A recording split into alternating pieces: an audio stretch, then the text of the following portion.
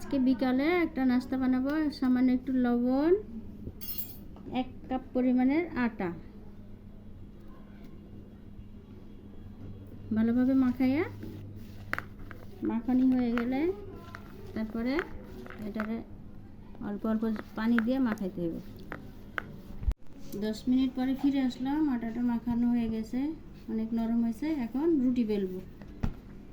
আলু আমি এটা করে নিয়েছি, ভাঙিয়ে নিয়েছি।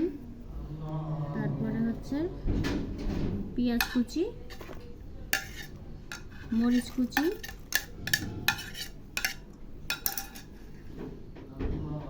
স্বাদ মতো লবণ,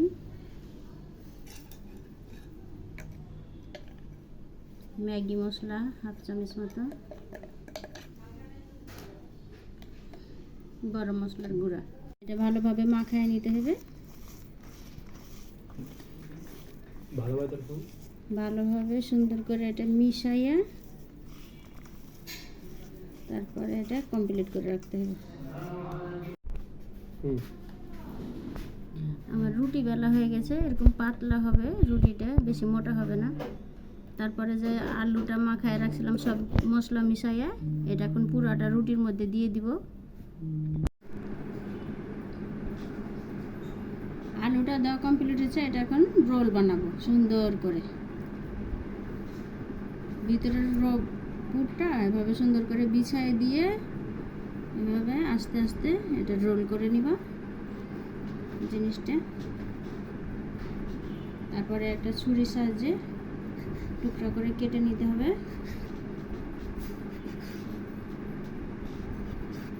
কাটা শেষ, এটারে আমি এভাবে গোল বানাই।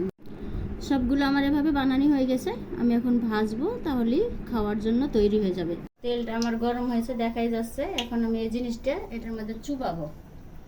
এটা হচ্ছে আটা মাখাইছি লবণ আর হলুদের গুঁড়ো দিয়ে।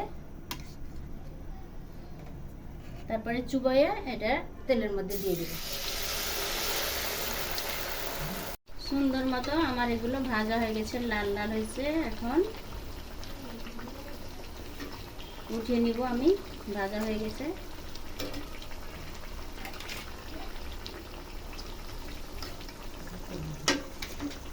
সবগুলো ভাজা শেষ হয়ে গেছে, দেখেন কি সুন্দর হয়েছে, সব মচমচা। এখন খালি খেতে হবে একদম।